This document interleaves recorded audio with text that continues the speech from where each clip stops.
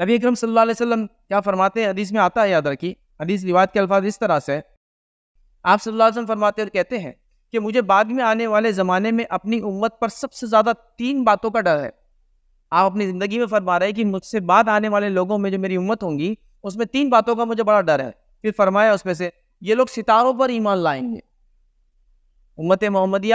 عقیدے کی کمزوری کے نتیجے میں ستاروں پر ایمان لائیں گے، تو یہ ستاروں پر ایمان لائیں گے، تقدیر کو جھٹلائیں گے اور ظالم حکمراں آ جائیں۔ مطلب 3 ایسی چیزیں جو میرے جانے کے بعد آپ فرما رہے ہیں کہ مجھے آنے والے زمانے میں اس کا ڈر ہے۔ اس میں سے پہلا کیا ہے کہ یہ ستاروں کی جو ہے پرستش کرنے لگیں گے مسلمان۔ ستاروں کی پرستش سے مراد یہ نہیں کہ آپ ان کے سامنے جھک جائے، اس سے مراد یہ کہ آپ یہ سمجھے کہ ان کے آنے جانے سے ہمارے زندگی پر اثر پڑتا ہے، اولاد پر اثر پڑتا ہے، بزنس پر اثر پڑتا ہے، یہ بھی عبادت ہے ان کی۔ دوسرا کیا کریں گے، وہ تقدیر کا انکار کریں گے، تقدیر کو جھٹلائیں گے۔ انکار کا معنی یہ نہیں کہ ہر بار کو کہ میں تقدیر کو نہیں مانتا ہوں، اس کی غلط سلط تعویلات بھی کرنا،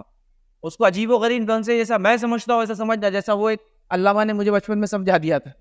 کہ میں تو جاؤں گا اور اللہ تعالیٰ کو بول دوں گا تقدیر میں تھا، میں نمازیں نہیں تو میں نے نہیں پڑھا، اللہ بولے گا جا جنت میں، ویری گڈ۔ تو اس طرح سے نہیں یاد ہے کہ تقدیر کو جھٹلائیں گے، یاد ہے اللہ کے رسول نے پہلے پیشن گوئی کر دی تھی، امت اس معاملے میں گڑبڑ کرنے والی ہے، تقدیر کے معاملے میں۔ اسی